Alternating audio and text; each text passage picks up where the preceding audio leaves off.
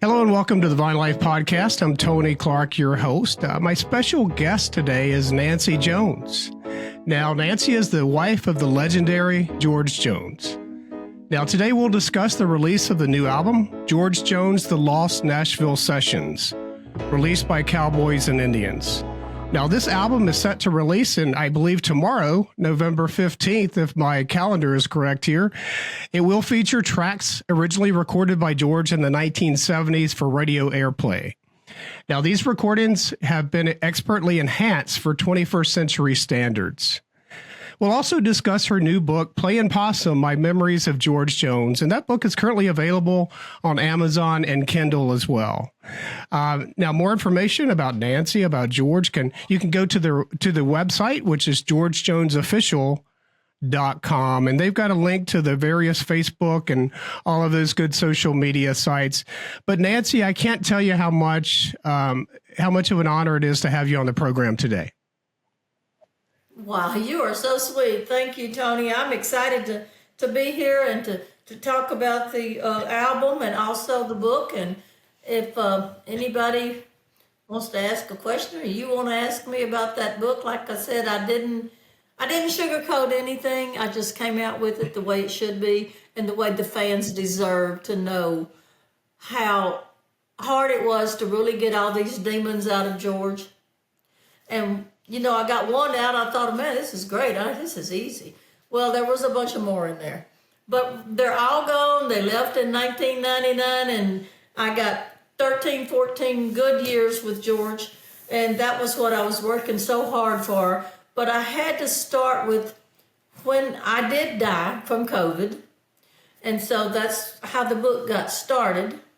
And then I was in the hospital in intensive care for like 3 months. I got down to 90 pounds, lost half of my, 70% of my right lung, all my hair, had to learn how to walk again, talk again, everything. But you know, then the book is more like what God can do for you.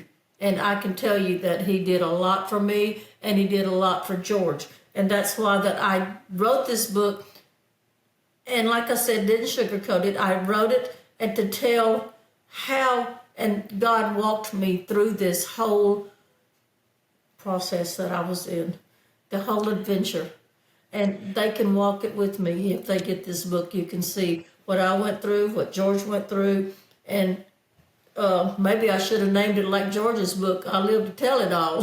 And I did. Yeah, and Nancy, I'm fascinated about this book, Playin Possum, My Memories of George Jones. Now, you were in the hospital because of COVID, and you had a death experience. Is that correct? That is so true. And let me tell you, I've never seen anything so beautiful. I died in the doctor's office, and they kept telling my business manager, there was like, there's nothing we can do. She don't have a pulse. She's dead. Well, I was. And so they called the ambulance, and by the time the ambulance gets there, well, you're looking at 10 or 15 minutes. Time they get there, it's like, she don't have a pulse. So my business manager kept saying, take her to the hospital, do something.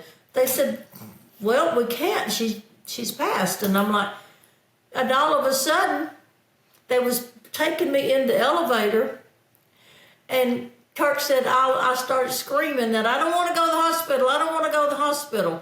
So I guess in my mind, it was like, I know they're dying in that hospital. But I just seen the most beautiful thing, Tony, ever in my life. I've never seen such white. Everything was white. The whole room, everything. And I asked later, the room was not white. It was gray. But it was like I was just floating on a bunch of clouds. And then I had to come back. Nancy, now, go ahead. I'm sorry. I'm not sure if I will ever experiment the feel that I had floating around. It was just, you don't know how to explain it, but let me tell you what, I've got so much love and so much God in me that Nobody could ever change that now, ever. I just want to preach. I just want people to know that God can save you. And if you will read my book, you will see what I'm talking about. It is just unbelievably such a warm feeling. Now, walk me through the impetus or the beginning or the inspiration with the hospital visit. You felt inspired to start writing this book. Did you have any inklings to write the book before you went into the hospital, or was it just this hospital experience that you really felt you should write this book? The hospital experience. It really was. Because I knew writing a book, it's going to take years. It's going to be things that you don't want to tell, things that you do want to tell. And I didn't think that I would. People say, well, you need to write a book. Nah, I don't want to write a book. It's nobody's business.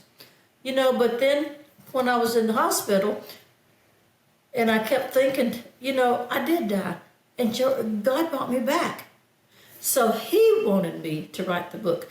And my book, I call God's book, because I would have never been able to write the book without him. And Nancy, like you said, you didn't sugarcoat things. You were bluntly honest about your experience, and I see this book as really a restoration story. You talk about the demons. You talk about funny stories. You talk about how funny George was. Take me through this a little bit. What are some of your best memories, your best story? Give me a really good story from this book that really inspires you and you think would inspire others as well. A funny one? Yeah. Absolutely. Okay. My daughter, I have two daughters. One daughter could not have a baby. There was no way. We did everything. So she did artificial insemination.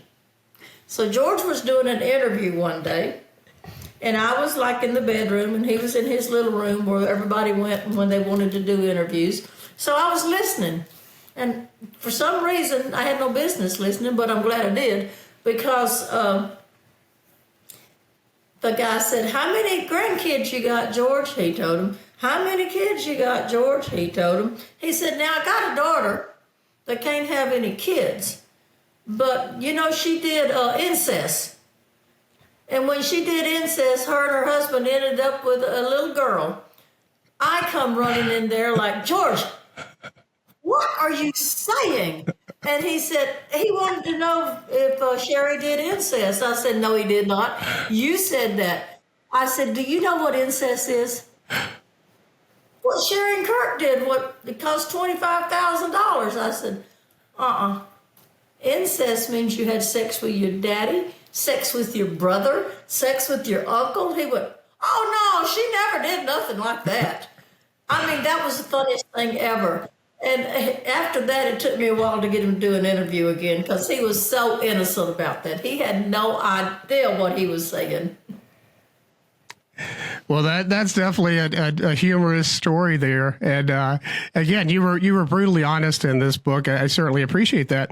There's a story as well I'm curious about, the story with Patsy Cline and fried chicken and an airplane flight. You want to tell us about that? Okay. That's the night that they all died, you know that. So what it was is that Patsy Cline, and then they had a show together. So every show, after the show, Patsy would take her chicken and eat it on the plane. But that night, George had got drunk. He was going on right after Patsy came off. And so he went in her dressing room and he ate all her chicken, every bit of it. So when she came off the stage, she went in there to get her chicken, and she's like, where is my chicken? Everybody said, George Jones ate it. She said, just for that, George, you're not flying with us. You're not going to even be near that plane. He said, I'm sorry, but I had to sober up to get on the stage. Well, it's a good thing. I right now, I always say chicken saved his life. Well, that's a story. I had no idea about it until I saw it in this book. And I've always heard about the tragic story of that airplane flight, but I had no idea that George Jones was somehow involved in that story. And certainly God spared his life because he had more for George to do.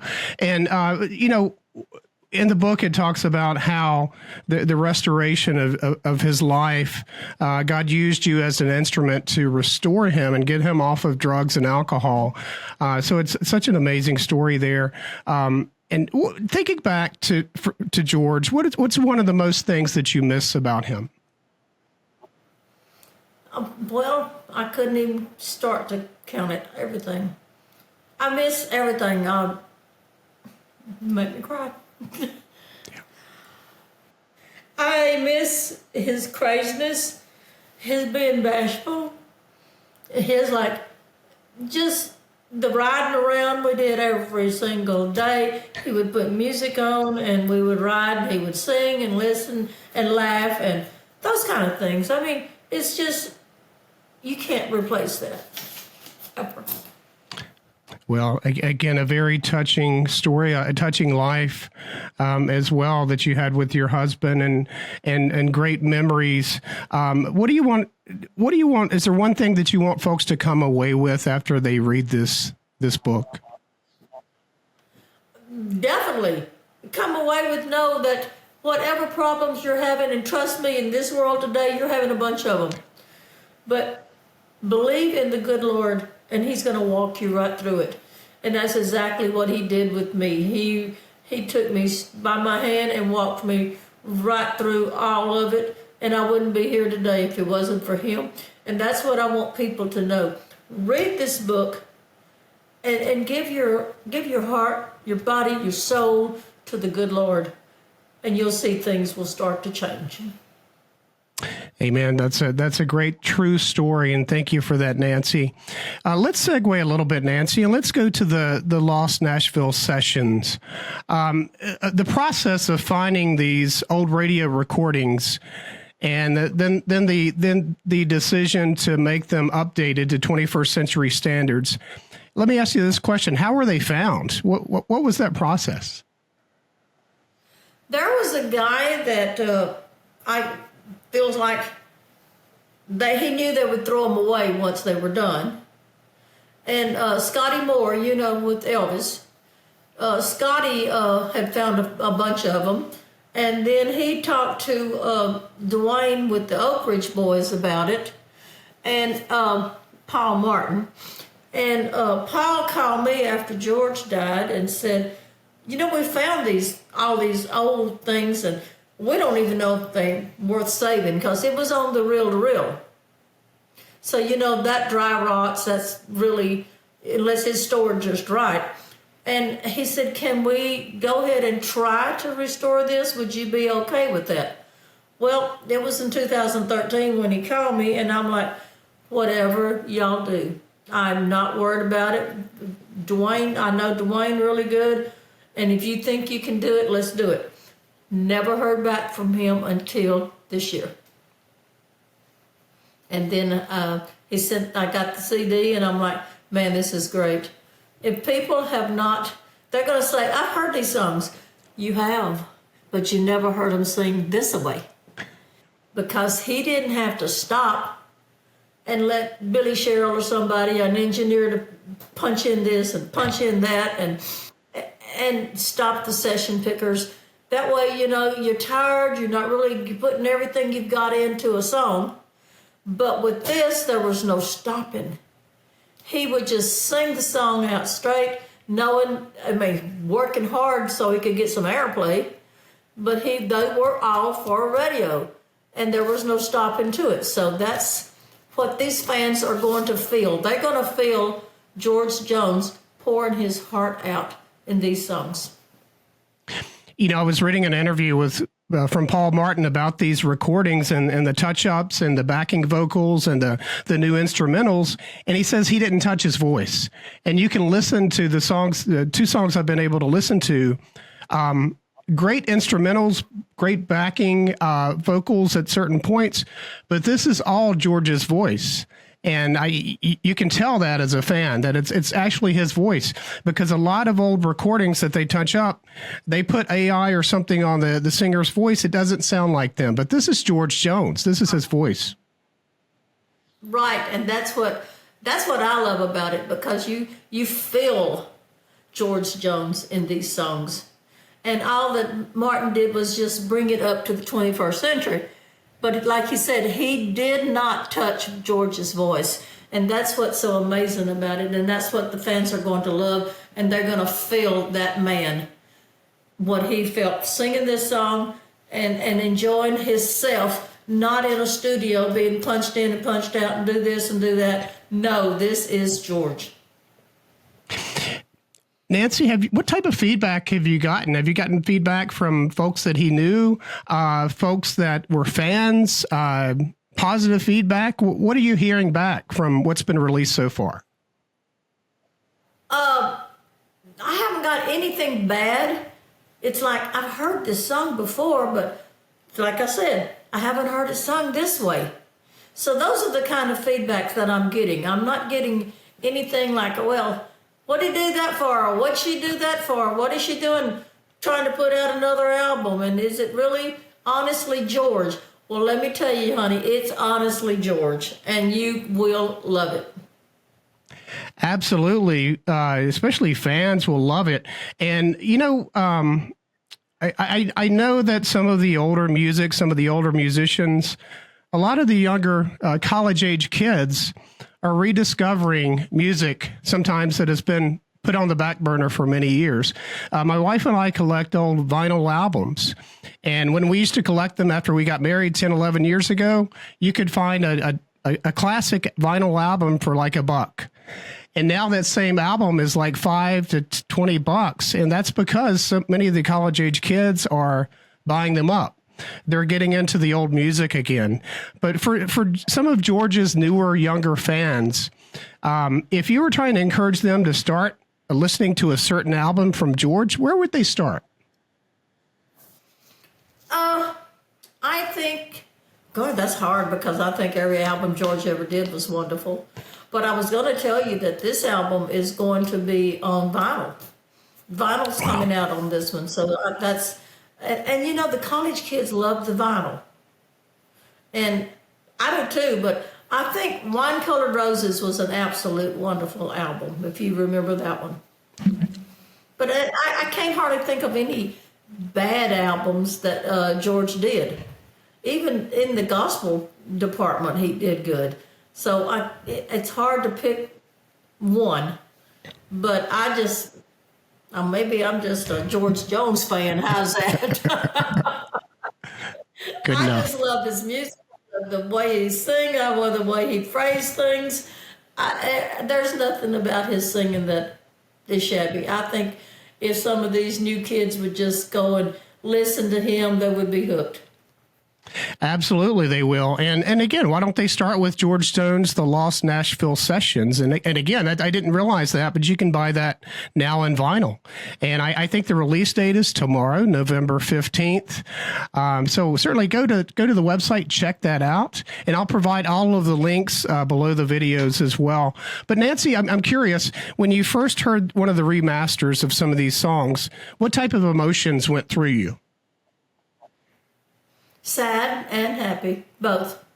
Sad that you hear his voice so clear, and happy too, because like I said, those are the things I want to keep his legacy alive as long as I'm living.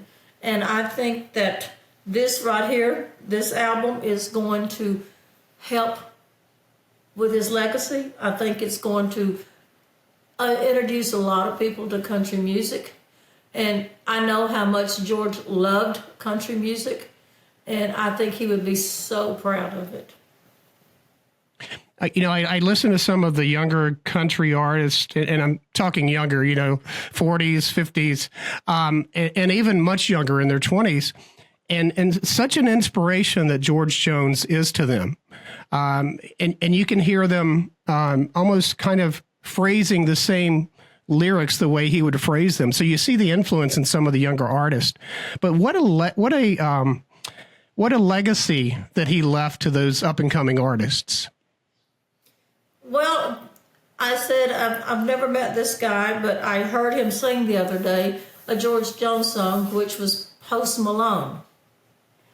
And I don't even know who he is. I just heard him sing, and I heard him phrasing some of George's songs and when he was singing it. And I'm like, you know what? I want to meet this guy. So I got everybody in Nashville knowing I want to meet Post Malone. Cool. I'm sure he would be honored to meet you, obviously. I'm looking at the album cover for this new album. It looks like a painting. Do you have any information on the design of this cover of the album? Because you can see this is George Jones in that picture. It's obvious. You can see his soul. You can peer into his soul and you can see who the man is just looking at the album cover. Do you have any reflections on this new album cover with his face or his profile? I thought they did a good job on picking that out, because there's so many. You've seen so many pictures of George here and there and here and there. I think this one's like an honest to goodness picture, and it goes perfect with this album. Absolutely, and I'm just curious, and you can peer into George's thoughts here a little bit. What would he think of this revitalized, these old radio sessions updated to 21st century standards? What do you think he would think of those? Well, with it being upgraded to the 21st century, I think that he would love it. I think if they would have just come to him after they pulled it and, the instruments and stuff were not right, I don't think he would have then. He'd have said, no, don't put that out. Don't put that mess out. But now that they didn't touch his voice, and they upgraded all of the really, like they should have, the audio. So I just think that he would be very proud of it. Absolutely. And again, the name of the album is George Jones, The Lost Nashville Sessions. And again, the release date is tomorrow. You can peek in and you can listen to a couple of the songs ahead of time. But I highly encourage you to purchase this album. If you're a newbie, if you're a little bit familiar with George Jones and you want to get into his music, I encourage you to buy this album first. Or if you're a veteran and you're a legendary George Jones fan, you've been a fan for many years, I think this album will bless you as well. So I was looking for some interviews of you recently for this interview, and I found something that was humorous across YouTube, and it was the 1993 CMA Awards about George's acceptance. Yeah, when he went to the bathroom. Exactly. You want to tell us a little bit about that story? There was, I think Reba was up for something. Garth Brooks was up for something. As George says, all those big dogs. And he said, I'm not going to win this. I said, George, just stay here. You will win. No, I'm not. He said, I'm going to the bathroom. I said, okay, if you win, I don't want to hear it. He goes to the bathroom. I don't think he even got through the door good. And they announced that he won. Well, I'm sitting there like, they're not going to call him a no-show. There ain't no way. So I go running up there, and Garth says, come on. And Garth shoves me out there. And I'm like, he's here, but he's in the bathroom. I've sounded so dadgum country. I'll play that back now, and I just die laughing. But that was how that was about. And he could not believe that he won that night. Well, a well-deserved win. And I was watching that. I was breaking up because it was very funny to see that acceptance speech. But again, you'll read similar things in this book that you've made, that you've written about your husband. And you'll find a lot of funny stories. You'll find a lot of redemption. You'll see a redemption story as well about his life, and that's what I appreciate. Is coming around from many struggles, many demons, but getting back on track. And you'll certainly see that and read that in this book as well. So Nancy has a new book. Nancy is talking about today about the new album as well. And I highly encourage you to purchase both of those. Nancy, as far as the book, as far as the new sessions that are coming out tomorrow, is there anything that I've missed that you want to talk about? No, I think you covered it good, Tony. You are really good. Well, thank you. Again, George Jones, The Lost Nashville Sessions. It will be released tomorrow, November 15th. Highly encourage you to purchase that. And also purchase this book. You can go to Amazon or Kindle. Playin Possum, My Memories of George Jones. Nancy, I can't thank you enough for coming on the program, talking about your book, and also about this new album coming out. It's been an honor to interview you today. Thank you, Tony. I hope it did good for you. You did fantastic. I'm going to ask you to hang on just 30 seconds post-interview, but thank you so much, and until next time.